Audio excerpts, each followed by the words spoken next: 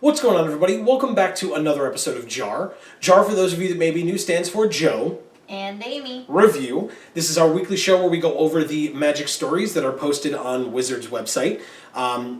This week we are going over Brazen by Michael Yichow.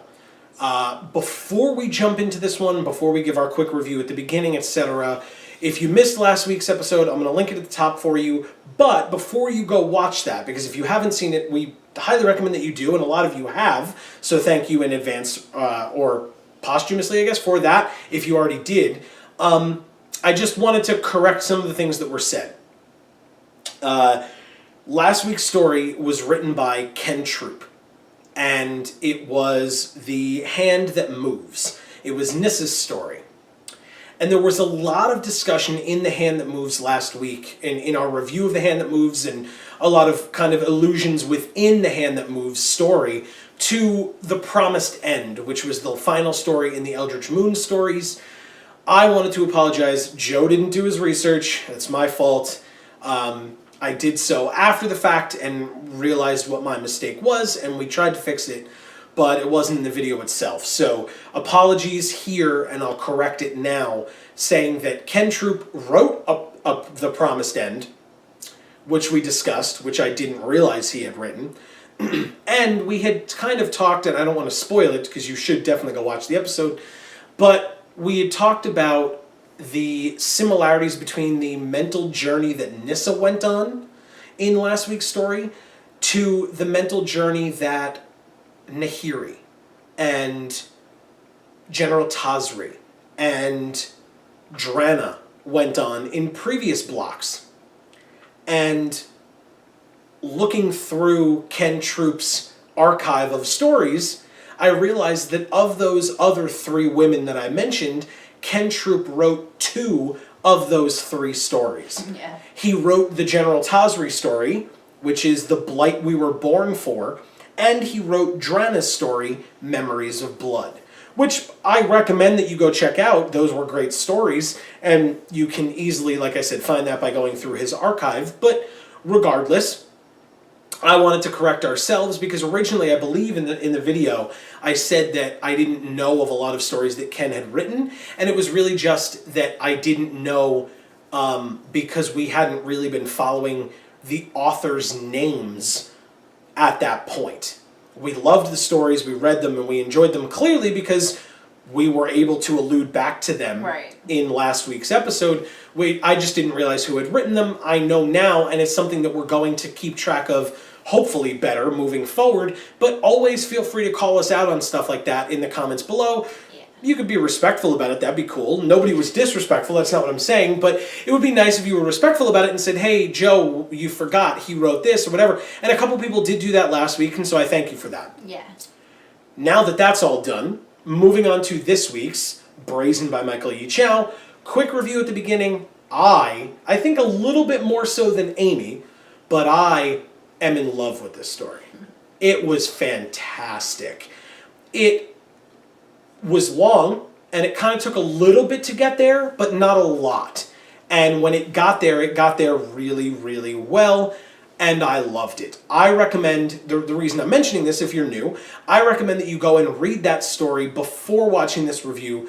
We review, we don't summarize, and we don't want to spoil it for you. We're not going to do the story justice the way that Michael wrote it, and so you should go and read the story first. If you have the time, it's definitely worth your time. So, highly recommend it. Your thoughts? Same? Agree? Disagree? Yeah. Michael Yichow.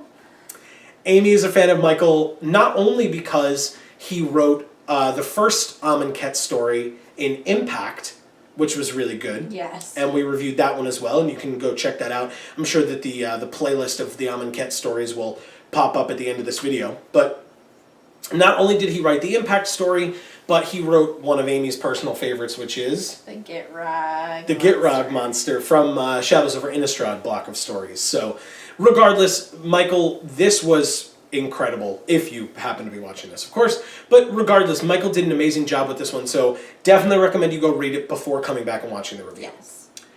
On to the full review itself. Going into this story, before we even read a word, based on some of the pictures that were put up or links that were put up on Twitter and Facebook leading to this story, I knew going in that this story was going to cover 2 of the 5 story spotlight cards. Which is a lot. Which is a lot. Story. Correct, and I think that's the first time they've done it. I might be wrong. I guess you could argue that that Dark Intimations was kind of tacked on at the end of the Planar Bridge, or the Battle of the Bridge one in the last set of stories, but arguably it wasn't, because then in the next one they talk about it. Regardless, this one was blatantly 2 story spotlight cards, and I felt like Anointed Procession was kind of a weak story spotlight. Yeah, I thought so too. Right? I felt like it was a very weak story spotlight. I felt like it was kind of thrown in at the end. It made sense, and it helped to draw Gideon's questions and concerns from within this story to a close. But to have that be in the Anointed Procession card felt odd. It just felt odd to me. It felt like they could have had a better story spotlight there. Cruel Reality was an amazing story spotlight card. The other one from this story, if you're paying attention. That was an amazing story element and an interesting card flavorfully to go along with that. Where every turn you have to sacrifice a creature. That was very much what this trial, I should say, was. It was, hey, your whole group is going on this journey, sacrifice one of them. Oh, okay, it's your turn again? Most of them. Well, that's what I mean, right? It's your turn again, sacrifice another. Okay, it's your turn again, sacrifice another. And it's the cruel reality of what this trial is, and it's kind of Gideon first saying to himself, well, this is their culture, I don't fully understand, and then realizing, like, no, hold on a minute. They're all doing this for Nicol Bolas. I know who Nicol Bolas is. They don't. I have heard of the stories and heard from people who have met him. They have never met him before, except possibly the gods. We don't fully know that element of the story yet. It was interesting to see Bantu. We have now seen 3 of the 5 in the stories. We've now seen 3 of the 5 gods. In this story we saw 2, because we saw Oketra in the beginning and we saw Bantu, but we'd seen Oketra before, and in last week's story we saw Kefnet as well. So, like I said, 3 of the 5 have been shown. We actually, I'm sorry, technically I lied. She didn't speak, but we saw Hazaret in the Impact story as well, because she was the one who saved the Gatewatch from all that stuff that they had gone through when they first got there. So, regardless, Ronus is the only one that we haven't seen yet. We've heard his name a couple of times within these stories. Yeah, even in this one specifically. I don't remember It was like a, passing, like, not like, oh, there's Ronus over there, but it was like that there was, when they were playing games, they were playing a game that was named after Ronus. Oh. So, Okay. I did appreciate the Mancala reference. That was not lost on me, and that was very Egyptian, because they used to just play Mancala, if you're familiar with the game, by just digging holes in the ground and using like different colored stones instead of the Mancala beads. That's a gaming nerd for you, knowing that information. But Because I didn't even know that. right, exactly. But that was kind of a nice nod to see that they mentioned Mancala. So, Cool. so I appreciated that. But yeah, so we had these 2 story spotlights, and I don't know. Like I said, Anointed Procession was weird. It was weirdly tacked on, and I thought it was not as strong. It wasn't terrible, but it wasn't as strong. And I don't think that's specifically Michael Yichow's fault. I think that's just they need 5 story spotlights, and so they kind of picked this one and threw both into one story, and it felt a little forced and rushed, because I think they only have like 2 more stories left for Amonkhet. I hope that's wrong. I think that's true. It's either 2 or 3, but I think it's 2. And they have 2 story spotlights left. They have By Force and they have Gideon's Intervention. And By Force, just from the look of the card and what it does, seems a little odd as well. I'm not sure where that's going to go. And I'm very much looking forward to seeing it, because these stories have been so consistently good. since Kaladesh, I think all the stories have been phenomenal. I think since Shadows over Innistrad. If you watch back to some of our Shadows over Innistrad, Eldritch Moon... I don't know. I think Zendikar. If you watch some of our Shadows over Innistrad, Eldritch Moon story reviews, you'll see what I mean in that some of them were not good, like the fight against Brizella, or the Promised End, Leovold's Dossiers, which was not from the main sets but was in between. Yes, regardless, they've been consistently good, and so there's no way that I'm not looking forward to the future. But this story focused a lot on the trial. I mean, we finally get to see one of these trials, Gideon of the Trials. We get to see why he is a Planeswalker in this set and why he is named Gideon of the Trials as a Planeswalker card, and it fits.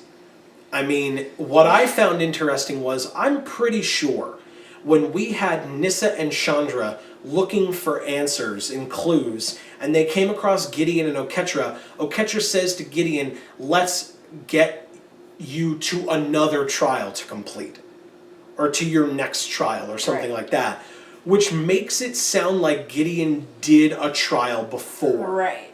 And yet, when he goes into this one, sure, he's wearing a cartouche, but when they ask him, what trial did you complete previously, or how did you complete your last trial and be the only one to survive? And he says, to himself, I realize that I can't say that I didn't, which implies that he didn't. Right. So what does that mean? I mean, so it means that... Does it mean Oketra just gave him one and said, hey, you completed a trial? That seems odd, because the gods are all about completing trials, but is it because Oketra knew that Gideon could, and so just gave him the cartouche anyway? I think it had to do with the fact that he went to the temple to find her. Okay, and so, alright, maybe. Showing solidarity and unity. It's possible. It's definitely a possibility. I'm not sure. Maybe they'll answer that, maybe they won't. I feel like that's a thread that they might just not close, because it was really one word in one story that led me to that point. But the sacrifices that Gideon went through, I have to say, I am very glad, and I'm sure it will come up in the future, but I'm very glad that they did not pile on the fact that this loss to Gideon was similar to his losses on Theros. Right. They mention Theros in this story, but they mention it at pertinent times. And I think they don't beat you over the head with it. I don't think. That's me personally. No, I kind of wish that they had referenced it more, because I feel like people who didn't read the older stories necessarily don't necessarily know that information. It's possible. I was very worried, though. As soon as I saw Cruel Reality spoiled as a story spotlight card, I was like, great. Now this whole story that we're going to read is going to be Gideon going, oh my god, my irregulars, and this is exactly what happened to them. And I was very afraid of that. I mean, not like, I can't sleep at night, but like I was not looking forward to it. Let's put it that way. Yeah. I wasn't looking forward to an entire story of Gideon going, oh, woe is me. This is exactly the same thing that happened before. And so for that alone, I have to applaud them, because they did not do that. Right. And I was 100% ready for that to be the case. Does that mean they won't in the future? No. But does it mean they will? No. And so I clearly can't be like, well, it's coming, so we have to wait for it. No, I don't know that. But I can say for this story that I was glad that they resisted the temptation, that they didn't just start throwing Gideon's depression of more people died. And honestly, instead of that, Gideon turned around and continued to be brazen, the name of the story, despite the fact that the last time he was that brazen, his friends died because of it. He lost his irregulars when he was just like, whatever, we can fight a god now. We killed the follower of Erebos, but we can now go fight this god because we killed this guy so easily. And then they go fight the god, and Gideon's like, ha, I'm safe, and turns around and all his friends are dead. Right. And in this one, that was not the case. In this one, Gideon put his faith and trust in a god, Oketra, and Oketra led him to the trial of ambition, showed him to his crop mates, Dejeru and the other crop mates. Right.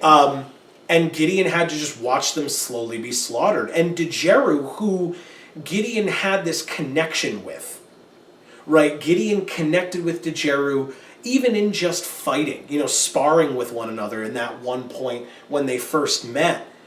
Gideon liked Dejeru, and Dejeru led him and introduced him and even kind of made Gideon be a little introspective in... And a little more humble, too. Yes, but I mean, in calling him Kytheon. And Gideon says, well, most people call me Gideon. And he's like, and Dejeru says, well, what is your heart? What's the name in your heart? And Gideon says, well, it's been Gideon for so long, but right now I just don't know. And Dejeru ends up deciding to call him Gideon, but that's really cool that, Dejeru was able to get him to look inward like that and have that moment.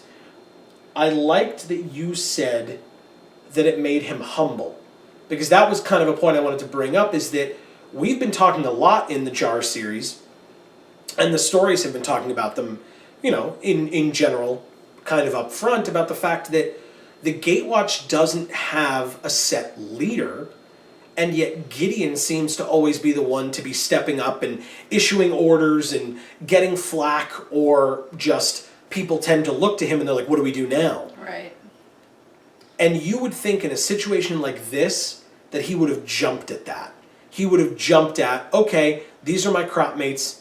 I'm going to tell them what to do. We're going to fight this. Like, sure, I don't really know what an Amonkhet is, but I'm still going to be able to... But he didn't get that opportunity. No. Because Dejeru knew his men and women so well. And he knew their abilities so well. Like when they were in that that hallway with the pendulum blades going by, he knew all of their speeds.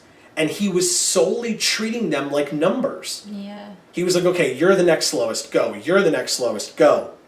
He had no consideration for, you're my friend, or I want you to get through safely. It was solely numbers based. And yet... Well, yeah, because if the rest of the rooms are like that, he needs the numbers for later. Right. Which we saw when he... when it was the pillars room, and 4 people had to stand on the pillars, and he pointed at one of the initiates, and he said, you switch with him, they switch, and Gideon's like, why'd you do that? And he's like, well, that one's stronger, so we don't want him standing, or her, standing on the pillar and being kept here and dying, because we're going to need her later on. Yeah. And that's so dismissive of their lives, but it's very much based on their faith and their beliefs, which is a discussion that we had. Almost like bordering on like sociopathic, like oh yeah, how disconnected he became from them right in those moments, right, so effortlessly, just to achieve the end goal, even though he didn't know what the end goal was. right. And, well, he knew what the end goal was through promises. He never physically, right. He doesn't know what the end goal is, but he's been told what the end goal is. Yeah. And speaking of that, I mean, at the end, Gideon is just so fed up with everything that's been going on, watching all of these initiates die, and kind of being thrown up against just insurmountable odds, where it's like, people need to die, and sure enough, Bantu at the end even says, your numbers are too large, so you must put a heart on the scale, and then the bridge will appear to allow you to cross, which meant their numbers went from 9 to 4, and technically it was 4 plus Gideon, because they each needed a heart, but Gideon didn't take one, and he just ended up getting kicked out, instead of seemingly killed, which should have been the answer. but I think Bantu knew Gideon's power, Yeah. and so knew that all of the, like, if Gideon was pushed to it, he very well might have just killed all of them, even though he probably would have thought about it first, but to save his own life, seemingly. Yeah. But I mean, Maybe. I don't know if he would have done that. I don't either, but I also know, because Bantu was using her powers on Gideon. Did I say he earlier for Bantu? Bantu's a female. But Bantu was using her powers on Gideon, and, you know, making him be able, he was standing there and he couldn't breathe, and Bantu eventually released Gideon, and Gideon was able to go away, but, so, I mean, Bantu, you know, if Bantu intervened, who knows, but Gideon's a main character, and without the other Gatewatch there, that's not how Gideon would have died.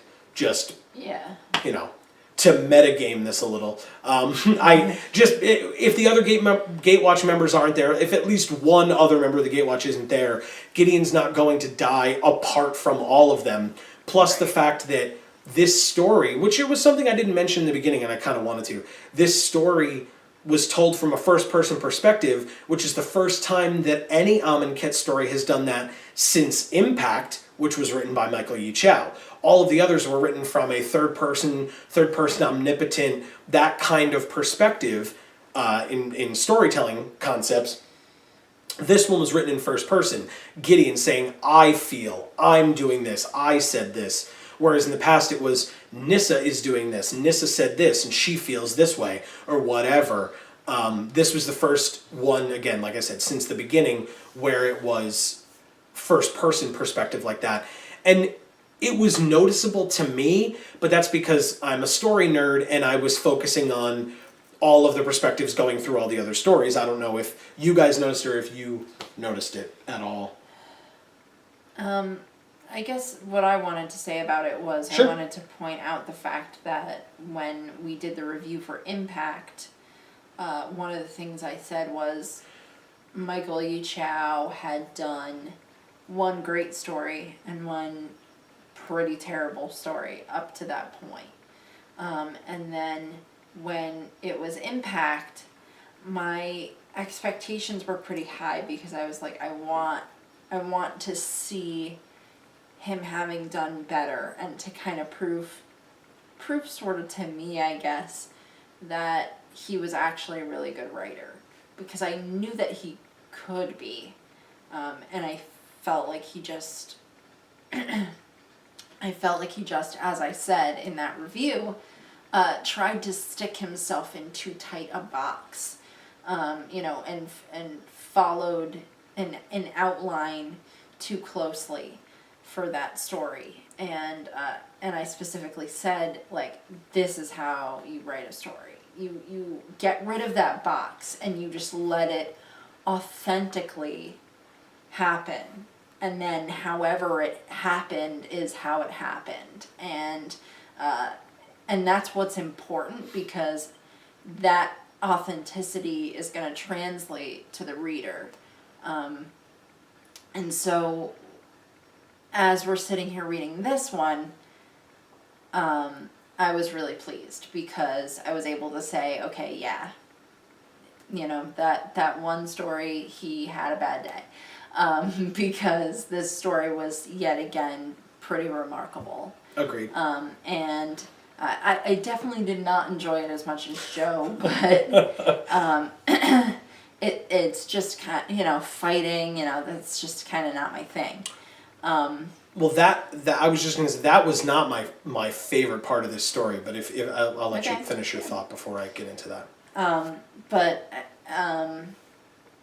Yeah, I mean, and I kind of expected it to go into the, like, the gods a little bit more, so we could find out more information about them to sort of see if they are in fact deceiving everyone, or, you know, if they truly believe what it is that they're saying, or if, because there are so many possibilities there, I kind of hoped that we would get a little bit of an answer today, and I feel like we didn't. Fair. So I will say that, again, trying to metagame this a little bit, or trying to predict what's coming in the future. With the 2 story spotlight cards coming, we have By Force and we have Gideon's Intervention. By Force, at least on the card, depicts what looks like Chandra and Nissa taking some of the people out of the sarcophagi, some of the doubters, some of the dissenters, whatever you want to call them, taking them out of the sarcophagi. That is something that the gods are not going to be happy about. Obviously. Gideon's intervention, Gideon stepping in and preventing Hazaret from killing people, which is supposedly the end of that trial, or what the end of that trial is Hazaret kind of stabbing them with the spear and allowing them that release of, now you're going to be reborn as one of these anointed. Right. Gideon stopping that, the gods are not going to be happy about that. So I think that is still to come. Okay. I think that will bleed into Hour of Devastation as well. We have the hours coming when the sun gets in between the horns, when Nicol Bolas comes back. And we have the Hour of Devastation, which is Nicol Bolas returning.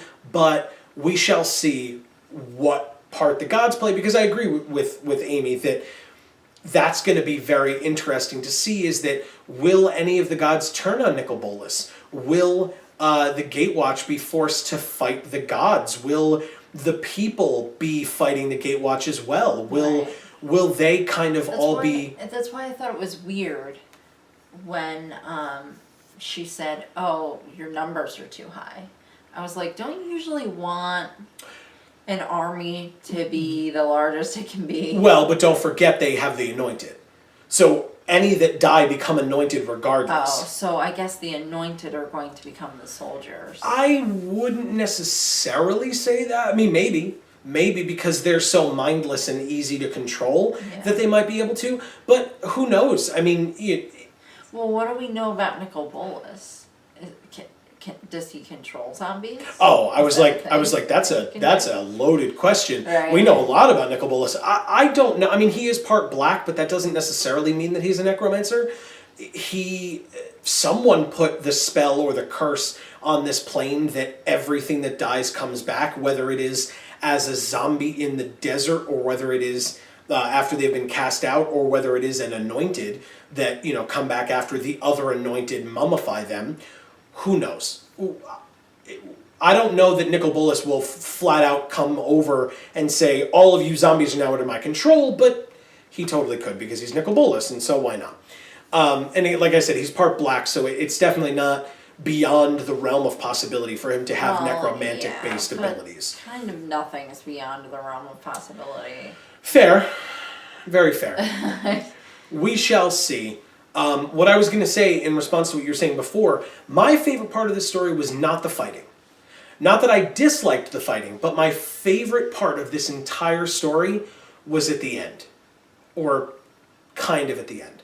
Almost everything that happened in the final chamber of the trial, where Bantu is sitting on her throne with her viziers all around her, and everyone has killed each other for their hearts, and Gideon is the only one left on the other side of the bridge. Dejeru has killed Maris, and Maris has said, I can't kill you, you're my brother, and Dejeru's like, okay, and pushes him in the water and drowns him, and lets the snakes bite and kill him. Well, I mean... And then drags him out of the water and cuts his heart out. Well, no, he's like, oh, I can't kill you, you're my brother, so, it's clear that you should kill me.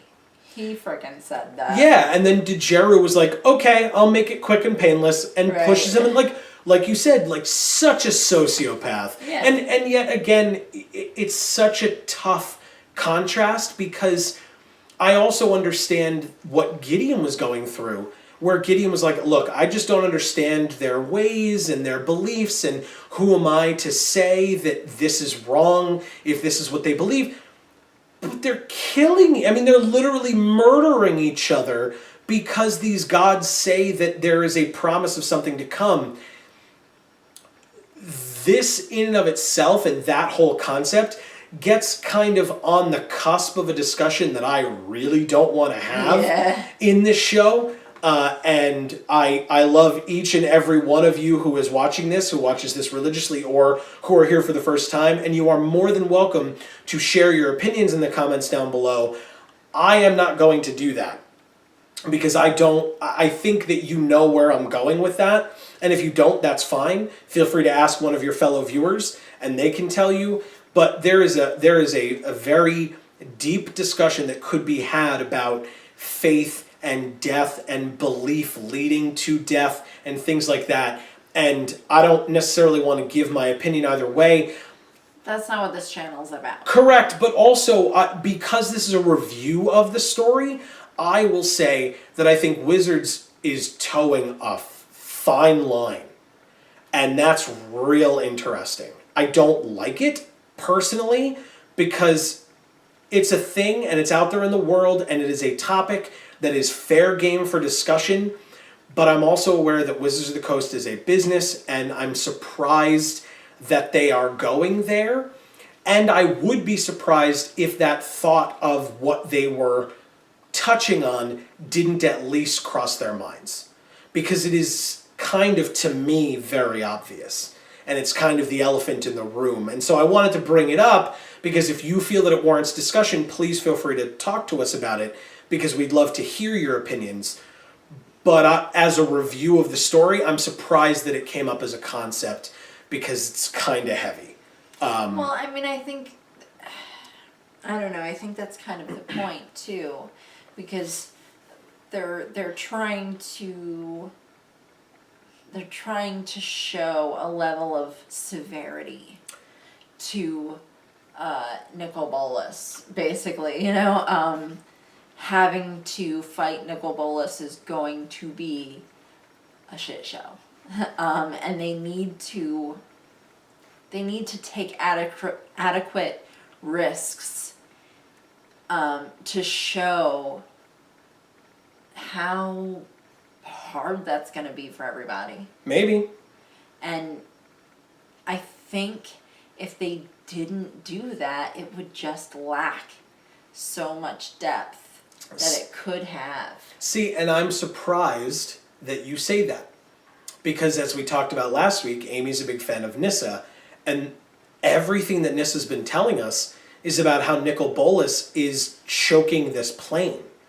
He has taken over the entire plane, he is draining the ley lines and killing everything that this plane was for this facade, for this creation of his to gain himself more power. I think that's enough. I think that's just plenty to show, did you know he was a bad guy? Because he's a bad guy.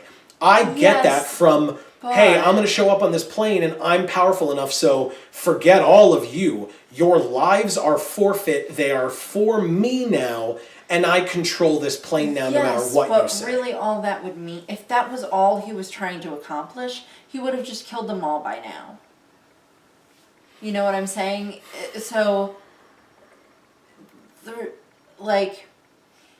yes, that's severe, but there's no story there.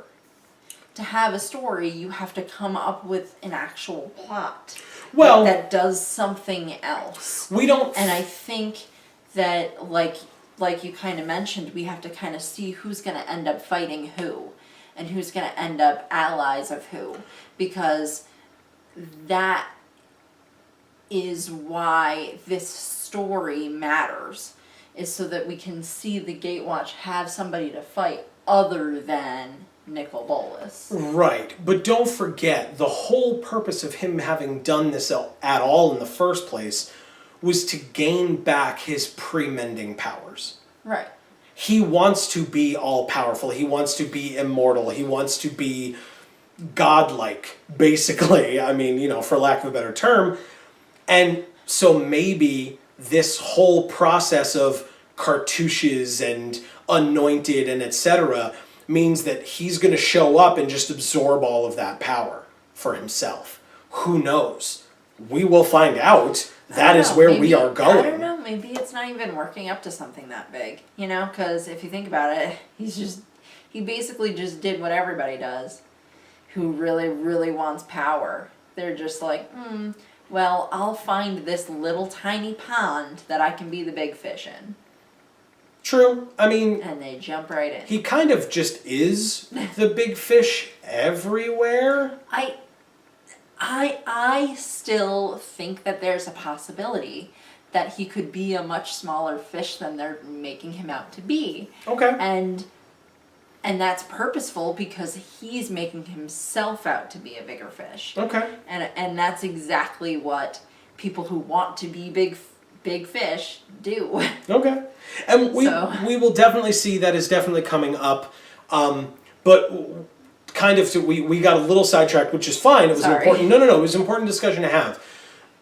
My favorite part of this story was the discussion that Gideon had with Bantu in that chamber at the end. After he swam through the water with the poisonous snakes, he is now standing in front of Bantu, and he has that discussion, and he talks to the initiates. And he says, who are you? What do you people even do? Are you that blind? What if this isn't what is going to happen? Right. Which is, of course, I think what a lot of us reading the story are saying. Like, they're just doing this off of blind faith, and if Nicol Bolas shows up and is the jerk that we all expect him to be, all these people are going to be real upset that they let all their friends die like that. Yes, but you have to realize that it's easy for us to say that. It's easy for us to look in from the outside knowing what Nicol Bolas is, a major dick, and judge them for their faith in this whole thing that is really all they know. And I love that because that's Bantu's side of the argument. To Gideon, which again is part of my favorite part of the story, that whole discussion between those two, Gideon and Bantu talking back and forth, and Jaru kind of stepping up at one point and saying, like, hey, you're just as bad as Samut. Like, why are you saying these things? Amazing. It was done so well. Those words, again, this is an example. If you snuck all the way through here and haven't read the story yet, this is an example of where we do not summarize. Because I would not be able to properly summarize what was said between those two. I would literally just sit here and read you those words because they were so powerful. They were so impactful, and I loved that. It worked out so well because each line was so flavorful. It was so important from Gideon and from Bantu. Yeah. And everything that Bantu said, you get real mad at her. You're like, well, oh my God, you're a jerk, and you're calling Gideon naive, even though he's saying, why are you letting all your friends die? What if this is, and yet we don't know what's going on with Bantu. Is Bantu evil? Is Bantu simply doing what the rest of these initiates are doing and working off of what she truly believes is coming? We don't know yet. And hey, maybe it's that all of the gods that are left are aware of the fact that Nicol Bolas is coming, and they are all going to try and fight Nicol Bolas, and they need a dead army to do it. It definitely does not seem that way, but that is not outside of the realm of possibility. Exactly. The last thing I wanted to mention, because I always it's hard to make judgments on anything because we don't know what's happening. Very, very true. This was it for me. I had one last mechanical thing to mention. Towards the end of the story, I would say 3/4 of the way through, and I mentioned this to Amy while I was reading it, it seemed like a typo to me because there could have been a reason for it, but it seemed so inconsistent. I couldn't see a pattern to it. It seemed like just a mistake in the way that the story was written. Bantu, every time Bantu or Oketra or any of the gods in any of these stories speak, their text is bold. About 3/4 of the way through, when they first stepped into the chamber with Bantu sitting on her throne, she spoke a couple of times and her text was not bold. But then at the end of the story, it picked back up and was bold again. Like I said, I believe that it was a typo. If not, I'm genuinely curious as to what reason there would be for Bantu's text to have not been boldened. And if she was an illusion? But it came back. It came back as bold again. I was trying to determine... Were they seeing her when, Yes. when it was not bold? Correct. Yeah, because they had just walked in and she was sitting on her throne, and she was still sitting on the throne later on when it was bold again. But the only thing I could think of was that Bantu was kind of, maybe because she was far away, or maybe because she was talking quietly, and only her voice only got bold again when Gideon kind of started defying her a little bit. I really couldn't find a pattern, because it didn't seem to correspond one-to-one with, Gideon starts being defiant, words are in bold again. So I think that it was just a slip up, that they genuinely just forgot to highlight it and click the bold button. Like, that's my thought. I could be wrong, but I've seen it before. If, a proofreader misses it, or maybe they didn't have time for a proofreader towards the end, or they added that bit in later. We've seen stuff like that before. It's totally possible. But if you know, for whatever reason, why that text was not bold, and you think that there is a reason for it, definitely let us know. As we've said many times, we appreciate your feedback and the discussion, because we are not 100% correct. Right. We've thrown out theories, which are just theories or ideas, and we want to hear your theories and ideas, and maybe why you think ours are off the mark somehow. We are not infallible, as you heard at the beginning of the episode with Ken Troop. We'll read your opinions and say, that's way better than what we thought. Yes. Yes. In fact, I'm not going to remember the person's name because Joe doesn't do his research. We've learned this already. But somebody was saying... Wait, his name is Travis, right? Yeah, Travis Winters, not Mark Winters. Sorry, Mark Winters. I'll get it eventually, guys, I promise. But somebody mentioned last week that they thought that it was interesting that we've been talking a lot about the 5 gods on Amonkhet that we know, and the 3 gods on Amonkhet that Nicol Bolas snuffed out. Right. The theory that somebody mentioned, and you can go check out last week's episode because it's in the comments, and I genuinely apologize to that person for not giving them the proper credit, but like I said, you should go check that out and give them that props because they deserve it. Something that I literally hadn't even thought of was that there were 3 gods that were snuffed out by Nicol Bolas on Amonkhet, and there are 3 Eldrazi Titans. And that is fascinating to me. Yeah. Is it possible that that's just a coincidence? Sure. Would I like for that to be what it is? Not necessarily. No? But I don't know. I just don't know, because 2 of them are dead now.